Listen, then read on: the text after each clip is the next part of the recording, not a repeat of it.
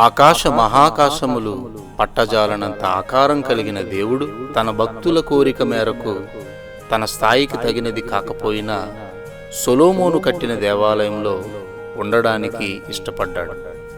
అయితే దేవుడు మన హృదయాలలో ఉండాలన్నదే ఆయన కోరిక.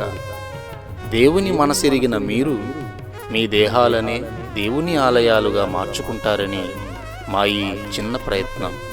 మీ ఆత్మీయ సహోదరుడు పి. జీవన్.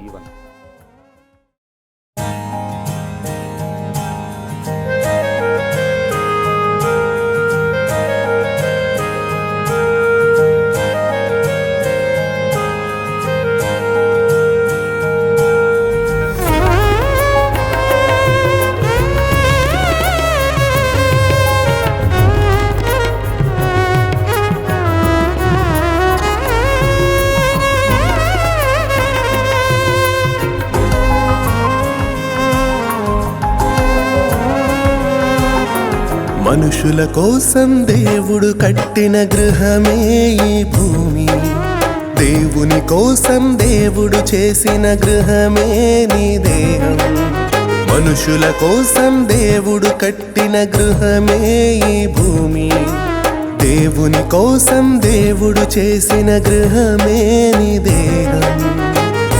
ఎవరు కట్టనిది ఈ భూమి, ఎవ్వరు చేయనిది నీ దేహం.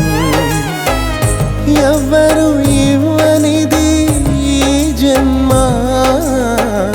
దేవుడే ఇచ్చెను నీ కోసం.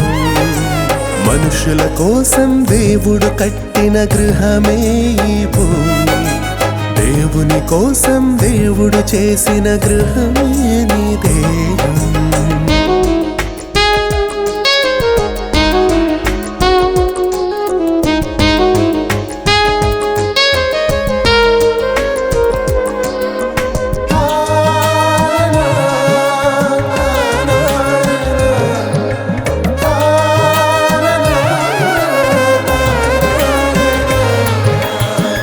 మనుషులు కట్టిన ఈ గృహము దేవుని గృహముగా మార్చితి.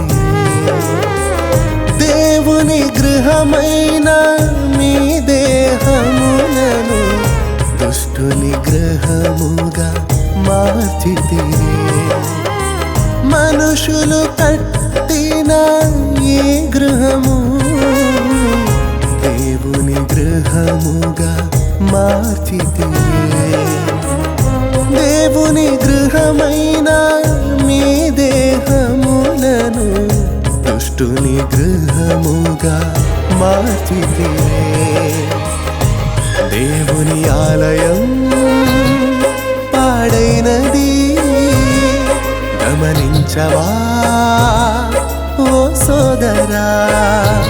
దేవుని ఆలయాలు శిథిలమైనవి గమనించవా ఓ సోదరి. ఎవ్వరు కట్టనిది ఈ భూమి, ఎవ్వరు చేయనిది నీ దేహం.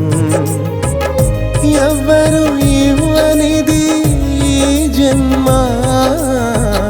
దేవుడే ఇచ్చెను నీ కోసం. మనుషుల కోసం దేవుడు కట్టిన గృహమే ఈ భూమి. దేవుని కోసం దేవుడు చేసిన గృహమే నీ దేహం.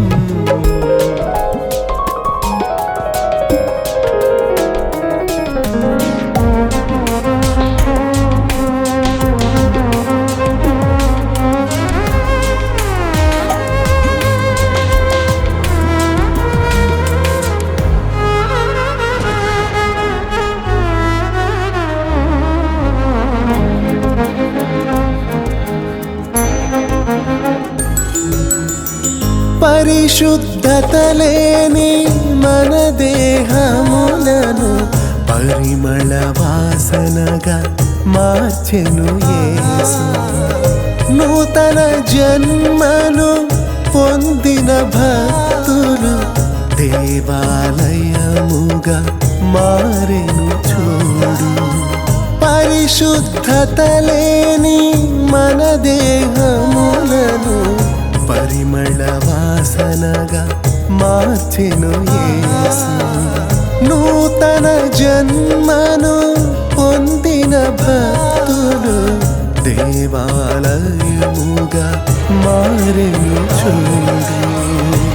దేవుని ఆలయాలుగా మారుతున్నవి, మరి నీ దేహం మారేదెప్పుడు? దేవుని ఆలయాలుగా మారినప్పుడే దేవుడు నివసించాలని తట్టుచున్నాడు.